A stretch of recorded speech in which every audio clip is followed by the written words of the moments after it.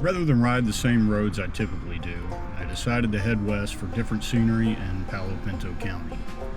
In all, I logged a little over 350 miles of riding on this day trip. I made stops in the town of Palo Pinto and then ventured on to stretch my legs on the shores of Possum Kingdom Lake before finishing the route at a ghost town. We're finally to our destination ride. Just got off of Interstate 20.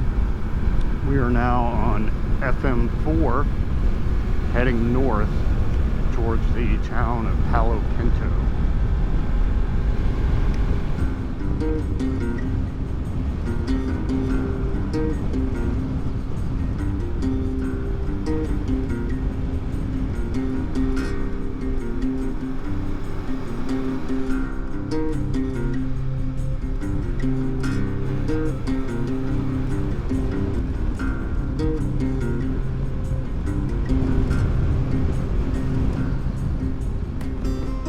Just north of the town of Santo, you ride into the Palo Pinto Mountains. Yes, I realize they're hills, but they are called the Palo Pinto Mountains. While there are some elevation changes to the road in this area, most of the route is situated between hills, so there are no steep grades or switchbacks. The hilly portion of this stretch of FM4 features some sweeping curves, but you'll also find a fair amount of straightaways.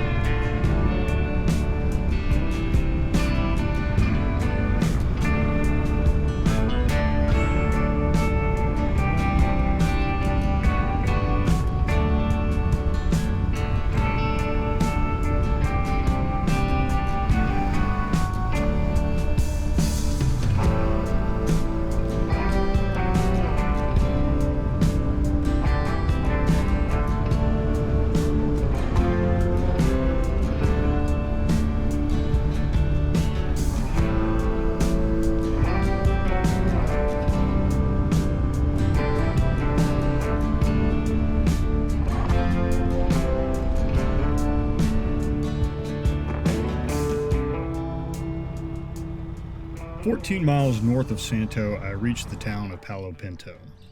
Although the Spanish first came to this area in the late 16th century, they never established permanent settlements in the area. At the time, the Lipan Apache lived in this region. Approximately a century later, the Comanche and Wichita people began moving into this area. American settlers began moving into this region in 1855, and the county of Palo Pinto was established in 1857. The town of Golconda was designated as the county seat. A year later, Golconda officially changed its name to Palo Pinto. In the early years of Palo Pinto County, the area economy centered on ranching. In 1867, local ranchers Oliver Loving and Charles Goodnight established a trail to drive cattle west and north into New Mexico and Colorado, where there was high demand among settlers. At the same time, local cattleman George Webb Slaughter drove thousands of his cattle north to Kansas railways to ship east for higher profits. By 1880, the county had a population of 5,885 people and boasted just over 42,000 head of cattle and 5,000 sheep. That same year, the Texas and Pacific Railway built a rail line through the county. but the line ran several miles south of the town of Palo Pinto, which hindered the town's economic growth. While today Mineral Wells is the largest town in the county with over 15,000 residents, Palo Pinto is still the county seat with a population of just over 200 people. If you're riding through Palo Pinto, stop and have a look at the Old Jail Museum, which can be found 2 blocks south of the downtown square. The centerpiece of the museum is the 2-story jailhouse completed in 1880. Also on site are several historic cabins from local ranches that were relocated to the museum site. Unfortunately, the museum is only open between March and December, so I was unable to tour the inside of any of the structures.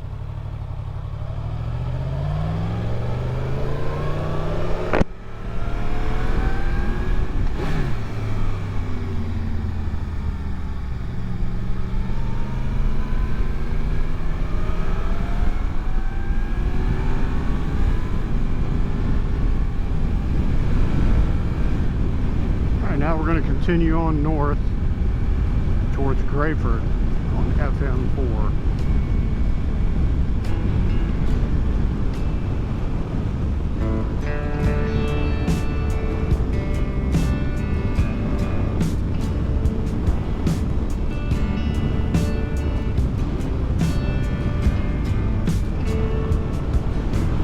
Those flags ought to give a good indication of how strong the winds are right now.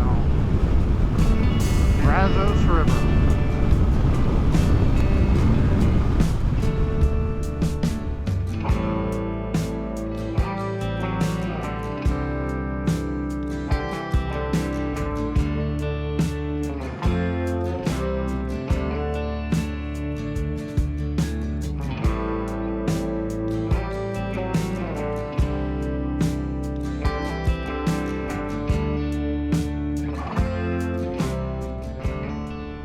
The stretch of FM4 between Palo Pinto and Grayford offers some nice scenery with the surrounding hills and crossing the river, but there really aren't twists or turns other than 2 90-degree turns in the road to presumably avoid cutting across agricultural fields.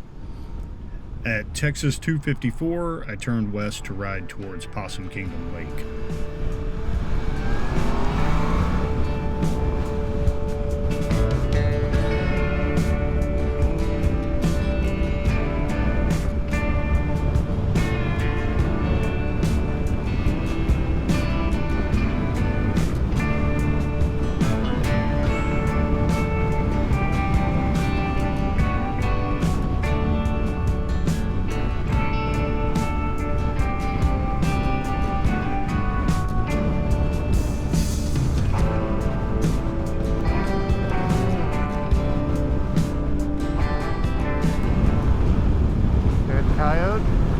I'm interested, do you say coyote or coyote? For the longest time I said coyote, and many years ago a co-worker of mine always said coyote, and I kind of picked that up. And I don't know, I never got rid of it, but the rest of my family all says coyote. I know there are other people that say coyote. I know quite a few people from like West Texas and the Panhandle say coyote.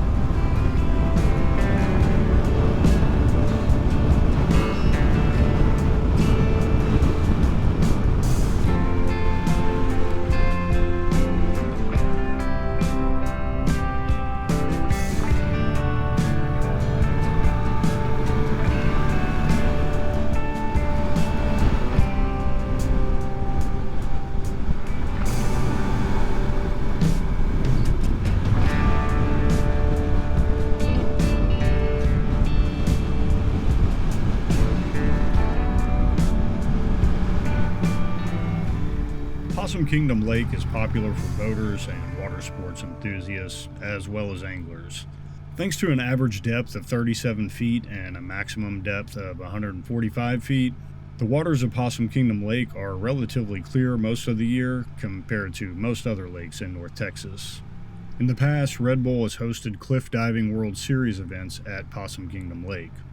Some pop culture trivia about the lake is the song from the 90s, Possum Kingdom by the band Toadies. Yeah, that's referencing this lake. I thought that was a great song in the 90s, and I still think it's a great song. And yes, I listened to that song while I rode by the lake.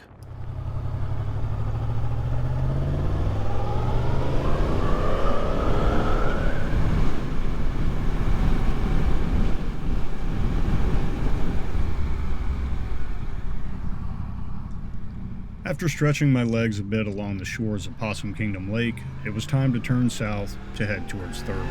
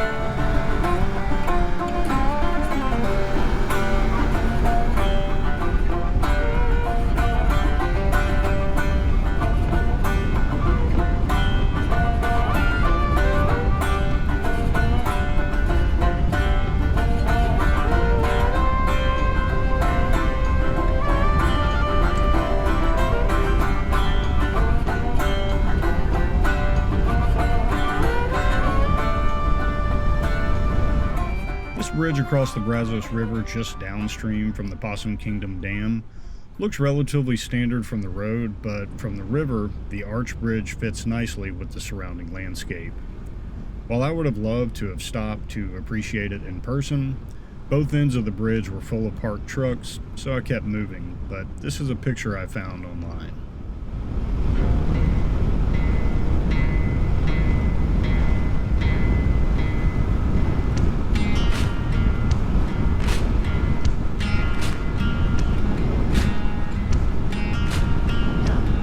On the map, this is Brad, Texas, but doesn't seem to be much of anything beyond an intersection here.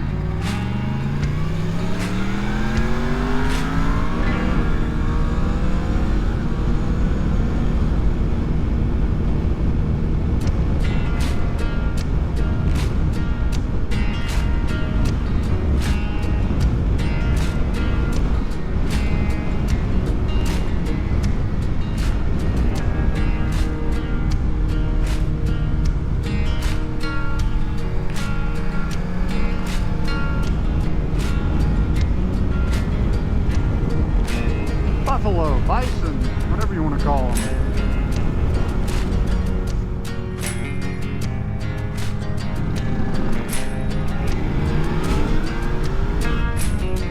Saw these guys grazing and I had to come back to look at them.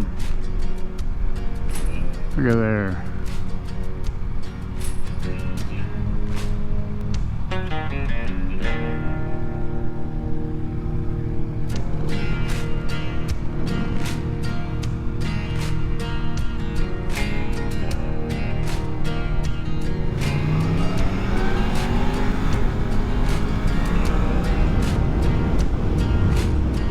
The best way I can describe Highway 16 between Metcalf Gap and Strawn is straight.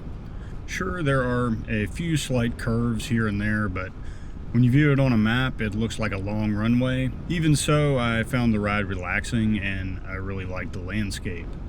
I enjoy twisty roads as much as the next rider, but they're not necessary all the time.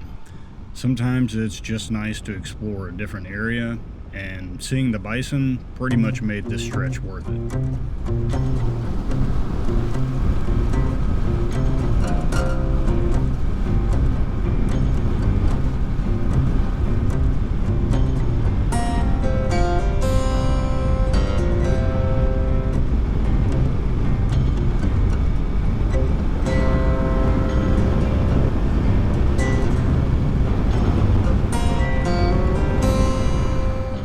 The town of Strong developed around 1880 as a result of the previously mentioned Texas and Pacific Railway running through this area. I did not stop to see it, but there is a restored Texas and Pacific train depot in town, and adjacent to it, you can find the Strong Historical Museum. In Strong, I turned east on Texas Highway 108 to make my way towards Mingus.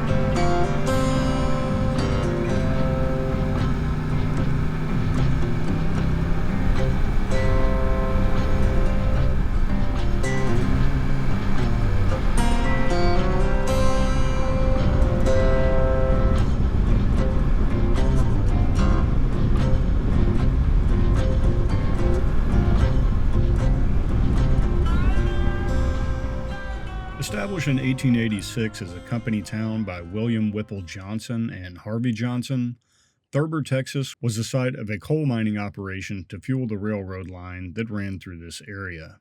After Harvey died, William sold the mine site to three men that formed the Texas and Pacific Coal Company, which, though it borrowed its name from the Texas and Pacific Railway, there was no connection between the two. One of the company owners was Horace Thurber, for which the town was named. Over the course of the following decades, the town of Thurber grew thanks to its successful coal mining operation. In addition to coal mining, Thurber also became the site of large-scale brick production in the early 20th century. Thurber bricks were supplied to cities across the state for various projects. Most notably, Thurber bricks were used in the construction of the Galveston seawall and were used to pave Congress Avenue in Austin and Camp Bowie Boulevard in Fort Worth. Thurber bricks were shipped as far away as Havana, Cuba. At its peak, Thurber boasted a population of over 9,000 residents and featured 4 churches, a hotel, its own cotton gin, a baseball team, an opera house, a public library, public schools, and a private school. In 1917, an oil boom occurred 16 miles to the west in the town of Ranger. Shortly thereafter, the Texas and Pacific Coal Company shifted their primary focus from coal mining to drilling for oil in the Ranger oil field. The company ceased coal mining operations in 1926, and 4 years later, brick production in Thurber ended. The most recent census data I could find for Thurber was from 2010, which reported a population of 48 at that time. There are 2 restaurants in Thurber, the Smokestack Restaurant and New York Hill Restaurant. If you visit the area and would like to learn more about the history of Thurber, visit the W.K. Gordon Center for Industrial History.